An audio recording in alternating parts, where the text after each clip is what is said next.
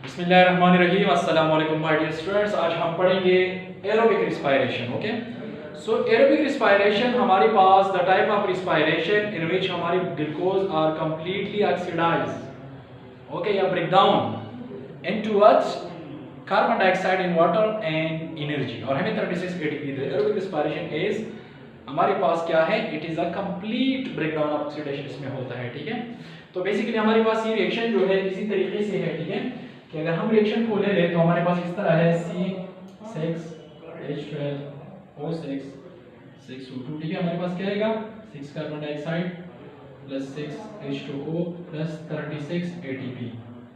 ठीक है, तो अब हमने मैकेनिज्म बताना है। ठीक है, कि हमारे पास इसका कंप्लीट ऑक्सीडेशन किस तरह होता है और हमारे पास कार्बन डाइऑक्साइड और वाटर किस तरह रिलीज होते हैं और हमारे पास 36 ATP किस तरह बनते हैं। ठीक है, सो हम पढ़ेंगे मैकेनिज्म पे। ठीक है, so this is called mechanism of aerobic respiration. Okay, so the process of respiration involves complex series of reaction. Okay, हमारे पास ये मुख्तलिफ मैकेनिज्म मुख्तलिफ जो है प्रोसेस ही निकलता है और आखिर में हमें ये चीजें देते हैं। ठीक है, series of reaction for the study of all reaction of glucose oxidation. इसमें हमारे पास क्या होता है, ग्लूकोज का ऑक्सीडेशन होता है। ठीक है, तो बेसिकली आप देख लेना इसमें ग्लूकोज का ऑक्सीडेशन हुआ है और कार्बन डाइऑक्साइड वाटर और 36 ATP हमें किस तरह देते हैं, हम मैकेनिज्म में पढ़ेंगे। ठीक है, we will study the mechanism of aerobic respiration. Aerobic respiration is continuous process. Is a continuous process. Living organism में continuous process, क्योंकि living organism को एनर्जी की जरूरत होती है और वो एनर्जी जो है मुख्तलिफ लैब एक्टिविटीज के लिए क्या करते हैं, इस्तेमाल करते हैं। ठीक है, continuous process, but we can divide into three main stages. Okay,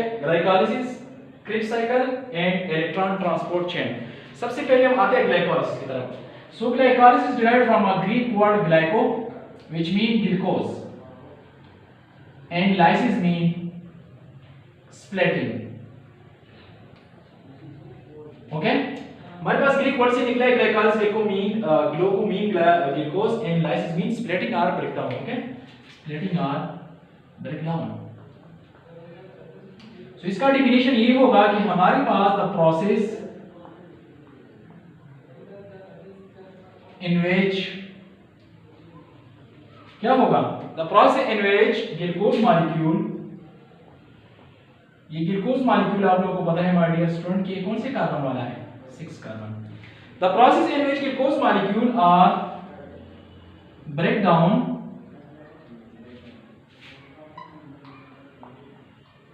into two molecules of pyruvic acid.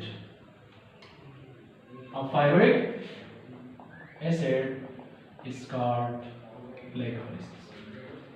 Okay, हमारे पास जो है माय डियर स्टूडेंट्स, ओके, हमारे पास जो ग्लाइकोलाइसिस है, ठीक है, basically the process in which glucose molecules are break down into two molecule of pyruvic acid is called glycolysis. Location किधर होता है, हमारे पास ये मेटाबॉलिक प्रोसेस है, ये होता है हमारे पास किधर, साइटोप्लाज्म में। ओके, हमारे पास किधर होता है, साइटोप्लाज्म में। ओके, और हमारे पास साइटोप्लाज्म में किधर होता है, सॉल्युबल पार्ट में, जिसको क्या कहते हैं, जिसको आप कहते हैं साइटोसोल।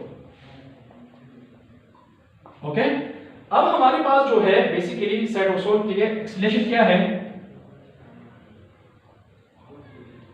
हमारे पास ये ग्लूकोज मॉलिक्यूल जो है, ठीक है, ये हमारे पास जो है क्या बनेगा, शाबाश, इसमें ग्लाइकोलाइसिस होगा, हमारे पास बनेगा 2 molecule of pyruvic acid plus 4 ATP। Okay, so पहले हमारे पास ग्लूकोज मॉलिक्यूल का क्या होगा, ब्रेकडाउन होगा। ठीक है, there is a net gain of 2 ATP molecule, हमारे पास टोटल 4 ATP इसमें पैदा होते हैं और 2 इस्तेमाल होते हैं और हमारे पास नेट गेन कितने ATP आते हैं, 2। ओके, तो हमारे पास जो है oxygen is not required for this process, oxygen हमारे पास इस प्रोसेस के लिए रिक्वायर्ड नहीं है। ठीक है, oxygen not required for this process, that is why glycolysis occur in both in aerobic and anaerobic respiration, they are common, क्योंकि इसमें ऑक्सीजन की जरूरत नहीं होता। ठीक है, अब हम पढ़ेंगे कि हमारे पास जब पायरुविक एसिड है, ठीक है, ये माइटोकॉन्ड्रिया में एंटर होने से पहले हमारे पास चेंज होगा। ठीक है, 2 कार्बन मॉलिक्यूल जिसको एसिटाइल कोएंजाइम ए कहते हैं। ठीक है, तो आप लोगों को मैसेज जाता होगा एसिटाइल कोएंजाइम ए फॉर्मेशन किस तरह होता है, इसके बाद हम क्या पढ़ेंगे, क्रेब्स साइकिल। ठीक है, तो अब आते हैं बेटा, हमारे पास जो है सबसे बेटा हम पढ़ेंगे कि पायरुवेट एसिड हमारे पास जब माइटोकॉन्ड्रिया में एंटर होगा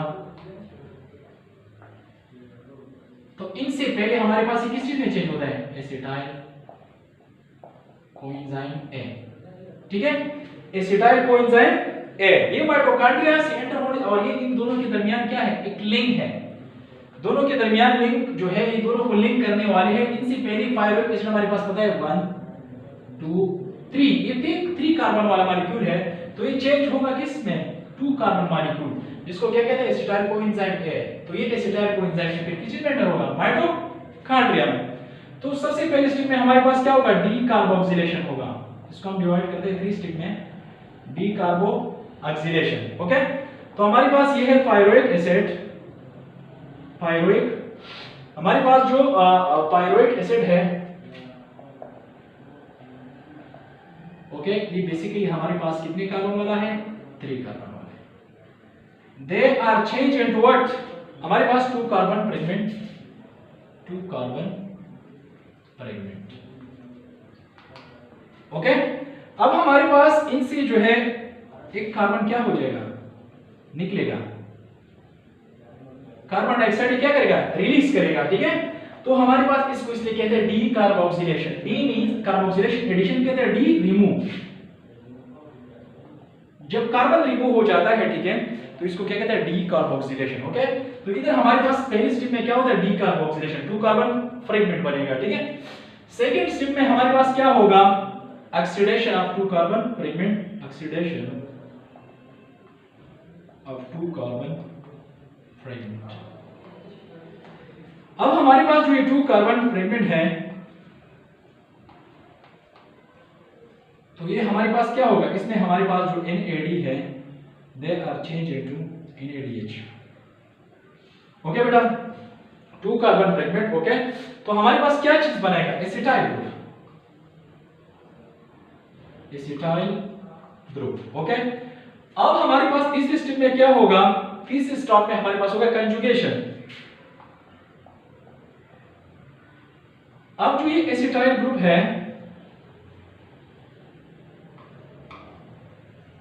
इनके साथ क्या अटैच हो जाएगा, विटामिन बी।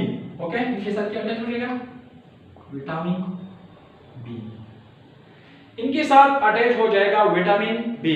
विटामिन बी जो है हमारे पास इनके साथ क्या हो जाएगा, अटैच हो जाएगा, ठीक है।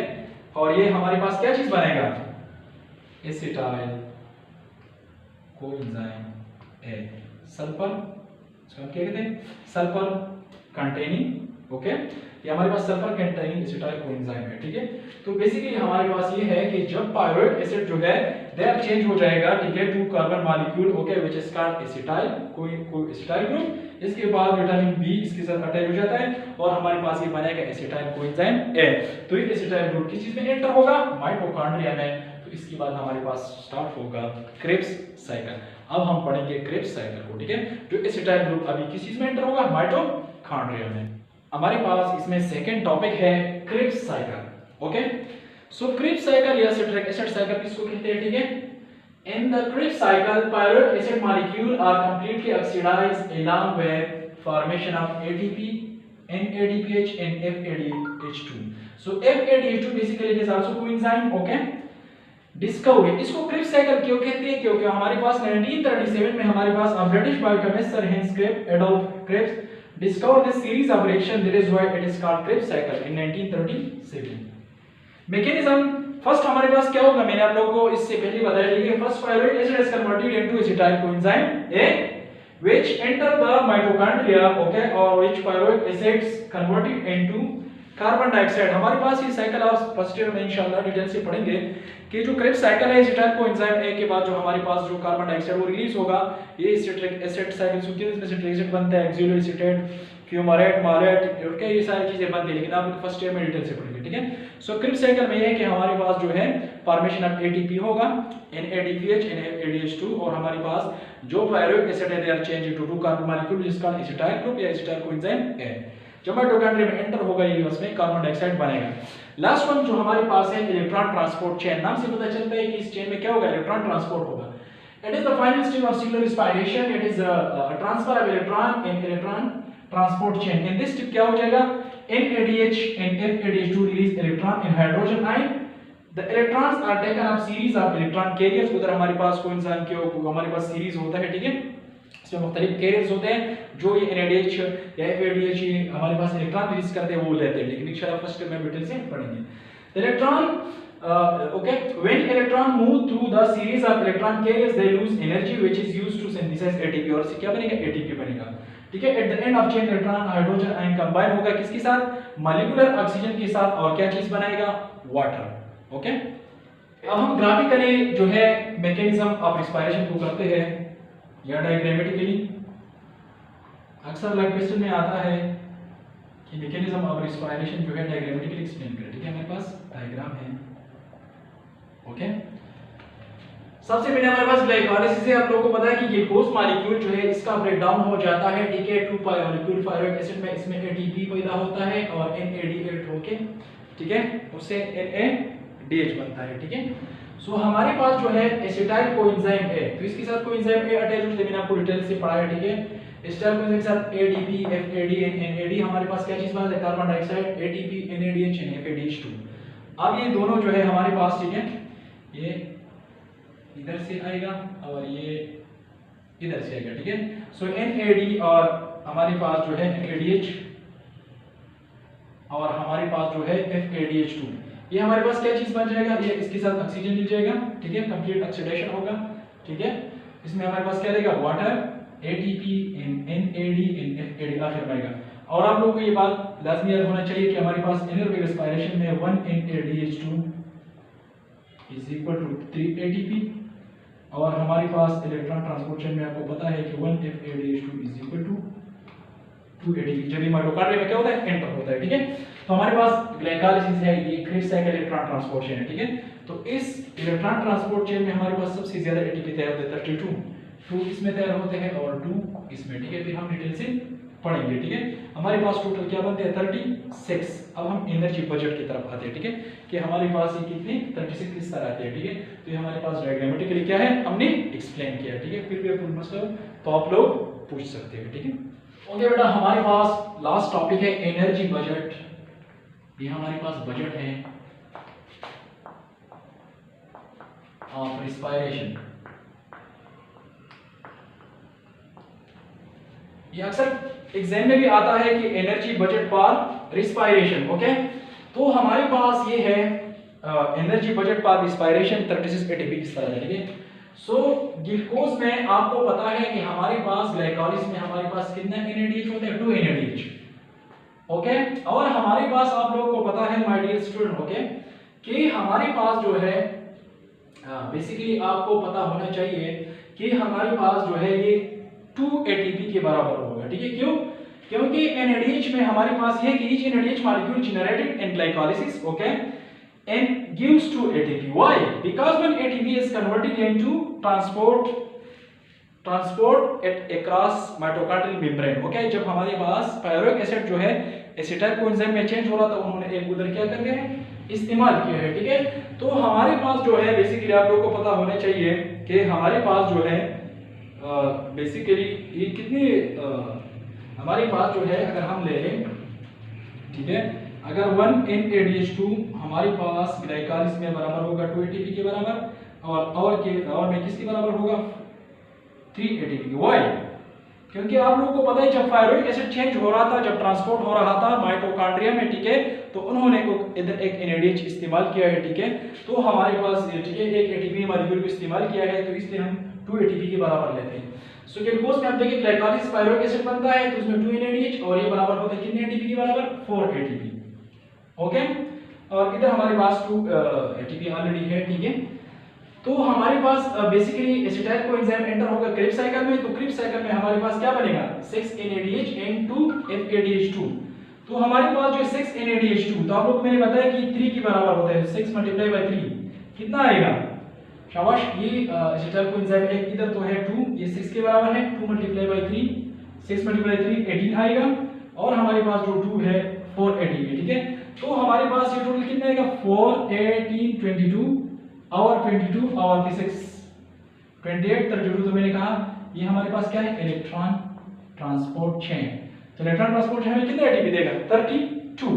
तो ये सारा जो है ये हमारे पास इस्तेमाल होगा किधर, इलेक्ट्रॉन ट्रांसपोर्ट चेन में। कितना एटीपी देगा, 32। हमारे पास क्रिप्स में कितना देता है, 2 एटीपी, और इलेक्ट्रॉन और ग्लाइकॉल्स में 2। तो हमारे पास 32 + 2 + 2 तो कितना आएगा, 34 36। तो हमारे पास टोटल गेन जो हमारे पास एनर्जी का होगा एटीपी का कितना होगा, 36 एटीपी। आप लोगों को समझ में आ गया, ठीक है, बहुत सी आसान सी बात है। इलेक्ट्रॉलिसिस में हमारे पास जो 2NADH जो ये पैदा हो गया था हमारे पास इलेक्ट्रॉन ट्रांसपोर्ट चेन में, कितना एटीपी बनाएगा, 4। ये 6 क्यों नहीं बना था, क्योंकि उधर हमारे पास एक इस्तेमाल होता है कि जब ये क्रिप्स साइकिल में एंटर होते हैं माइटोकॉन्ड्रिया में, तो 1 एटीपी उधर इस्तेमाल होता है, ठीक है। हमारे पास जो है क्रिप्स साइकिल में जो 2NADH 6NADH और 2, ठीक है। तो 2FADH2 मैंने बताया कि कितने एटीपी बराबर है, 2 के। तो 2 × 2 4 आता है। तो हमारे पास ये सारे हमारे पास जो है ये जनरेट होता है, ठीक है। ये हमारे पास सारे इलेक्ट्रॉन जो है ट्रांसपोर्ट चेन में कितने एटीपी में देते हैं, 32 एटीपी। क्रिप्स कितना देते हैं, 2, और ग्लाइकॉलिसिस 2। टोटल हमारे पास कितना देते हैं, 36। अगर हम टोटल एटीपी ले लें, ठीक है, तो हमारे पास कितने बनते हैं, ओके, हमारे पास ये बनते हैं बेसिकली 36। हमारे पास टोटल कितने बनते हैं, 36, ओके। तो अगर हम टोटल एटीपी मॉलिक्यूल ले लें, ठीक है, तो हमारे पास NADH कितने बनते हैं, 2 2 4 4 6 10 NADH, ठीक है। तो हमारे पास 10 से क्या आएगा, 30 इसलिए नहीं आता है कि हमारे पास इसमें कितना NADH बनती है, 10 NADH2, क्योंकि 1 हमारे पास बना है ग्लाइकॉल्स में, तो ग्लाइकॉल्स का 2 एटीपी के बराबर होता है। तो इसमें हमारे पास 28 बनेगा, और 2 किधर से आ गए, FADH2 30 हो गए, और हमारे पास 6 जो बनते ही होता है एटीपी 2 2 4, ओके। और हमारे पास जो है आप लोगों को समझ में आया होगा, ठीक है। तो हमारे पास जो है 2FADH2 है, 4 एटीपी, ओके। तो हमारे पास जो है NADH कितना गया, 28, और 4 किधर से आ गया, हमारे पास FADH2 28 और 4 सारी 32, और 2 किधर बनते हैं मैंने आपको बताया था ग्लाइकॉलिसिस में, और 2 क्रिप्स साइकिल में, ठीक है। तो टोटल कितने एटीपी बनते हैं, 36। इसके बाद जो टॉपिक है हमारे पास एरोबिक एंड एनारोबिक रेस्पिरेशन, आप खुद पढ़ लें, ठीक है, क्योंकि हमने खत्म कर दिया एरोबिक एनारोबिक रेस्पिरेशन में क्या फर्क है, और इसके बाद हमारे पास फोटोसिंथेसिस और रेस्पिरेशन में क्या फर्क है, ठीक है। तो ये चैप्टर खत्म हो गया। अगर आप लोग कोई क्वेश्चन तो आप लोग कर सकते हैं, ठीक है। अल्लाह हाफिज।